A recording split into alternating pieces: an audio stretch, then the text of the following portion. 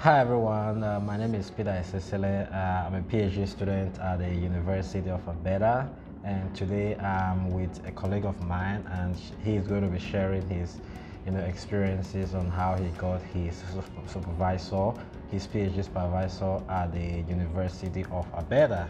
So over to you, we'll get to know you. Yes, thank you, Peter. My name is Dhruvesh, as Peter said, and I'm in my fourth year of my PhD. Finished my candidacy exam. That's good. And recently I have given a 601 seminar. So I'm approaching towards writing my thesis, finalizing my entire project, and graduating soon. Okay. So yeah, coming back to the question, how did I find my supervisor? And the process started with undergrad. Like during my undergrad, I had to take. So what did you do your undergraduate? My undergraduate, yeah, it was in kinesiology. So kinesiology and health sciences was the full title. Okay. It was at York University in Ontario. Oh, that's And yeah, it's a good university. It has a lot of students actually. It's got more students than U of A. Oh wow, that's good. That's good. But this University of Alberta is ranked a little higher than York. Yeah, I think fourth or something. Yes. So did my undergrad there, and in the upper year courses, I had to opt for some upper year exercise physiology courses, nutrition courses, and one just out of curiosity, I took immunology course, and just from there, I learned a bit about interactions of these different streams like immune system, nutrition, physiology. And then biochemistry.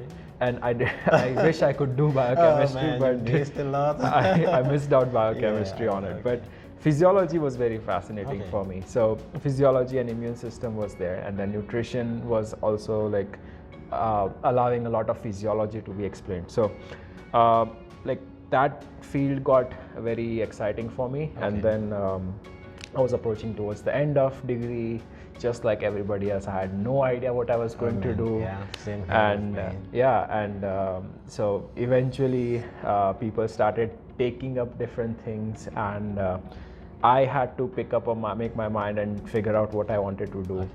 I didn't wanted to go into the work field yet. That I was absolutely sure about, but I wasn't sure if I wanted to pursue graduate studies. So I started talking to different professors and tried to understand what exactly this higher education pertains. So do you mean professors in your university, just kind of interviewing, like speaking with them just to kind of have an idea of? Yes, no, certainly, yeah.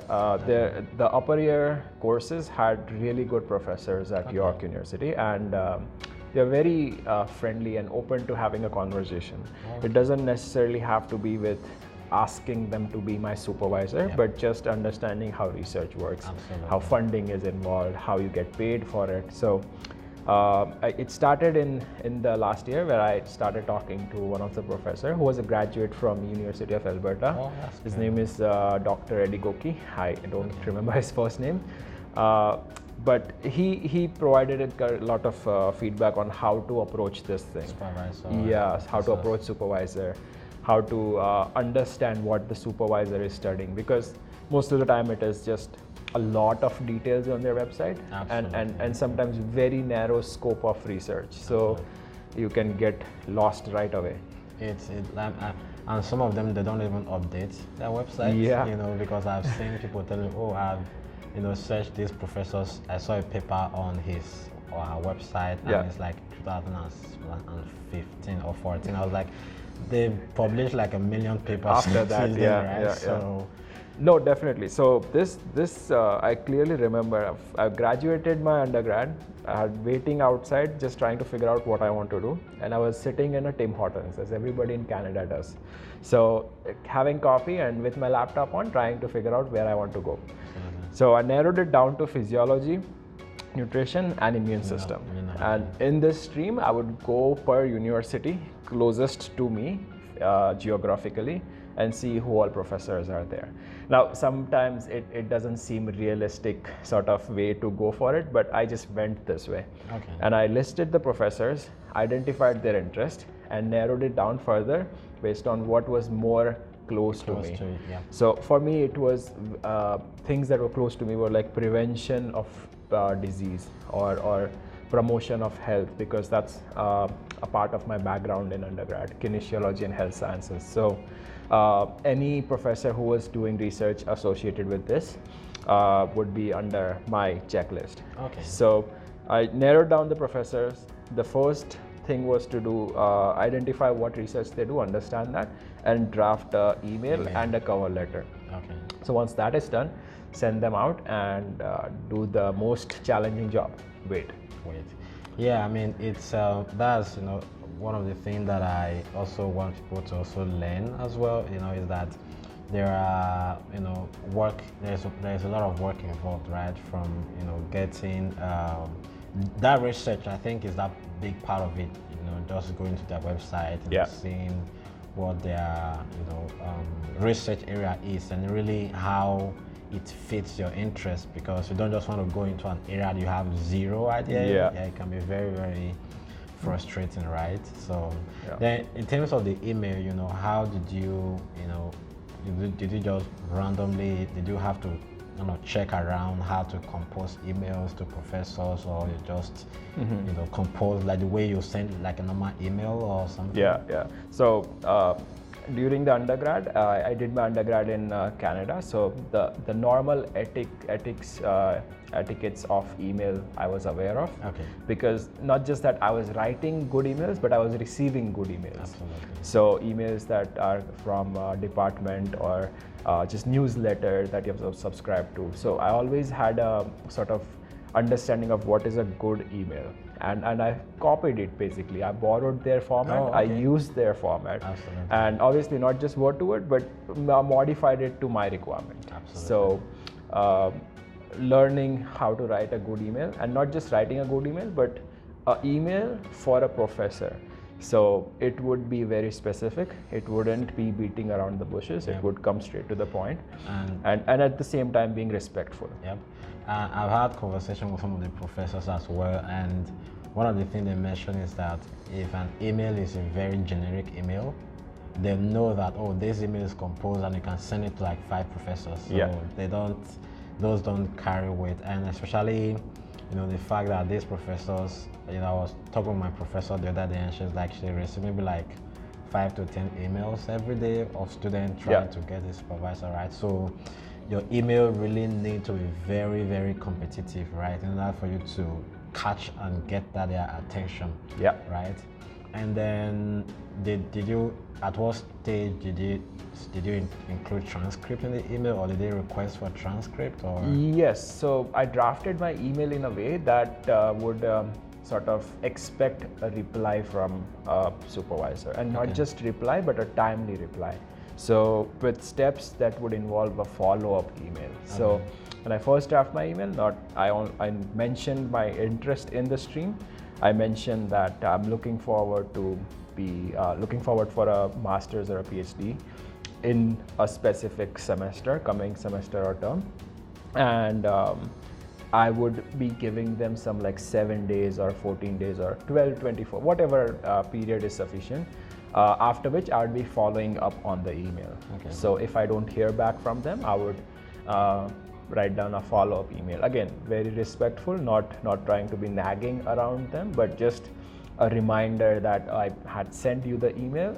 If you had formed a reply or a decision on it, kindly let me know. And that was done, and so that the sense of a little urgency and importance was given to my email. And most of the professors were kind enough to give a reply.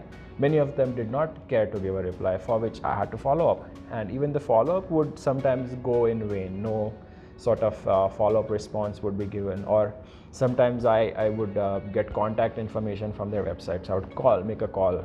And before making the call, I would prepare a script of what I was going to say. Not just that I would make a call, I'm like, hi, do you know me? So that would be very bad. But just preparing like what you'll be talking about, how would you remind that you had sent an email? And I do believe I had talked to a professor at university in physiology that way. So I'd send an email, but they didn't respond. So I had made a call, and then they picked up a call, we talked over a phone, and then they informed me that the funding was not available. So Sometimes you just have to understand that they're busy, and you have to respect that. Yeah, and it really also depends on where you are, where you're contacting them from, right? So Yeah. if they see a number from Canada, it's most likely to pick. Yeah. But from an international perspective, right, there's like maybe 1 in 100 Yeah. chances for them to pick us through. So for international, I wouldn't recommend that. Yeah. Although I did that, because I've been sending lots of email, I kind of have an idea now. When I was searching for Mark, I kind of have an idea of what they are looking for. Like when I call them, I kind of know what to say, because a friend of mine have actually mentored me, right? So I was like, okay, instead of me to just send an email, let me just call, right? And when I call them, then they like, oh, we don't have funding, so I don't bother composing an email. Right? So, but you really need to, watch that. And another thing you need to do, depends on where you're calling from, right? So you need to check the time zone, right? Yeah, absolutely. If you're calling from, let's say, from Africa or Asia, where it's like 8 hours difference, and you're calling like 4 p.m. your time, and it's like maybe like 10 p.m. here, right? Yeah, that's not very conducive. So that's one of the things that you have to look out for, right? So one last thing. So after you, at what point did you know it was a positive response? Did you do like an interview with the prof, and then? Yeah, certainly. So with my current supervisor, the steps were, I sent an email. I did not get a reply. I sent a follow-up email. I got a reply, and there was some general curiosity around my profile. So they requested more information, for example, transcript or courses I've taken, and details on what all papers or assignments I have written. So just to try to get to understand what is my caliber in terms of research or writing, whatever they find is important in a student. And once that is done, then they would schedule an interview up until, so for me, I'm a very pessimist person, but I also have that optimism behind my head. So I do not take anything as a positive response. I always wait for that confirmed final answer until I don't believe it. So the positive signs were coming in, but I was just waiting for that final offer letter with my name on it. All right, I've accepted. And this is where I'm like, okay, I'm in now. Okay, yeah. So that's it. So once you've gotten that, invitation for interview, it's a first initial, positive. Okay, it's kind of, because they get out of all the emails, it's just like you're invited for an interview, right? For all the job applicants, right? So it's kind of like a job, right? So they screen all of the applicants and then invite the suitable people in for the interview. And after the interview, some of them might say, okay, well, you hear from me. Some might say right away, okay, we're picking you, especially when they don't have like maybe a lot of applicants. Because these professors, they don't have time to be interviewing 20 students. They just pick very specific, 2, 3, interview them, and then they're done. Okay, that's been a wonderful conversation. Thank you for sharing all of your experiences, and I very optimistic that people have learned from it, and I know you've kind of learned from it today how to contact a professor, how to kind of send an email, kind of the steps involved, right? So there's a lot of work involved, and if you're sending an email, you don't get a response, try to do a follow-up email, but be very respectful, know, and then another thing is, try to, if you're sending an email for the first time, you don't know how to send, just kind of go online, right?